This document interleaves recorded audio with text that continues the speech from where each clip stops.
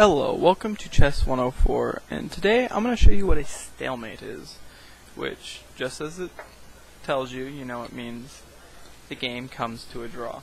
And like always, white is going to be the winner in this case because I happen to sit on the white side, so sorry those fans of the black pieces.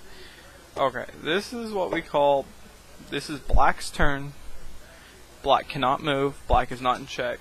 That is called stalemate.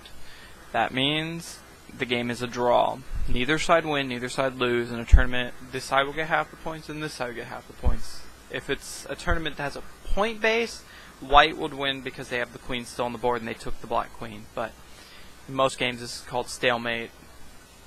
If you don't know what stalemate is, it means draw. Okay, putting all the pieces back. Hey, you want to put the pieces back? Yeah, see, my handy dandy friend who happens to just be sitting there right now is going to help put some of the pieces back and make this go quicker for you. Okay. Board is back to starting position, correct?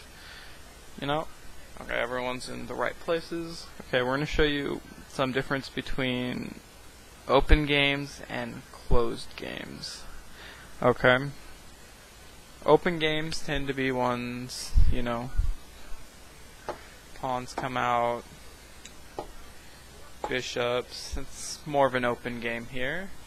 Okay, things have open lines. The pawns, when they come up, they come out in pushing positions, push people back on the sides. But the middle, as you can tell, stays, kind of open, and everyone's concentrated right in this area. Yeah, we have stuff moving here, but that's just to push them out of these controlling big lines right here. The other second set of biggest lines right here, not the middle's cut out, but we have all this playing. That's an open game. Another type of game, which is a common one, my friend loves to use it, so if I ever show you any of our games, you'll see it. You'll see, I have to go find it now.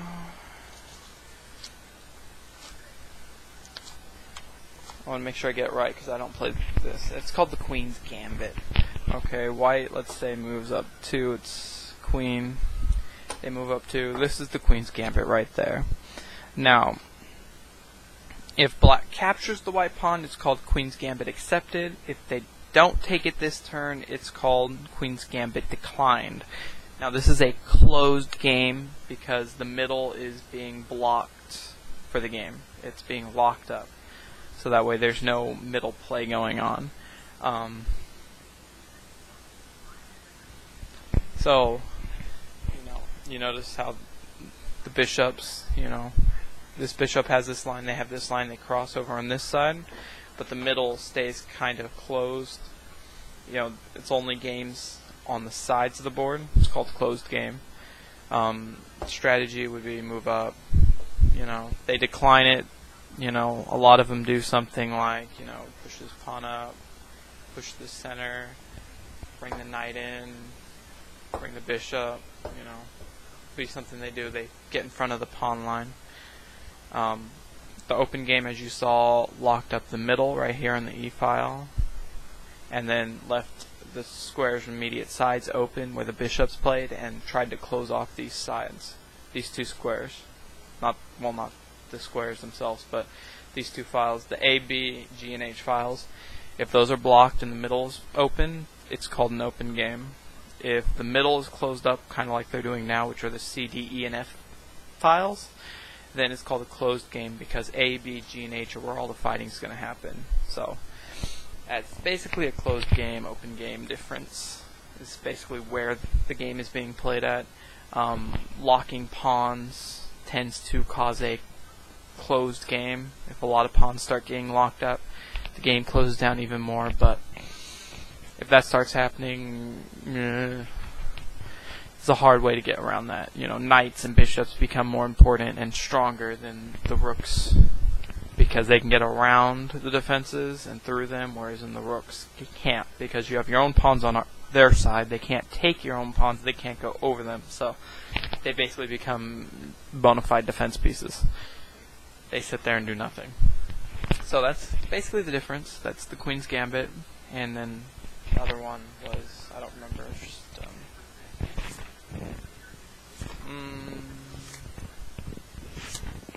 I don't remember, it was Ruy Lopez opening. It's a variation. So, you know, my favorite strategy is this one. It's my blitz game.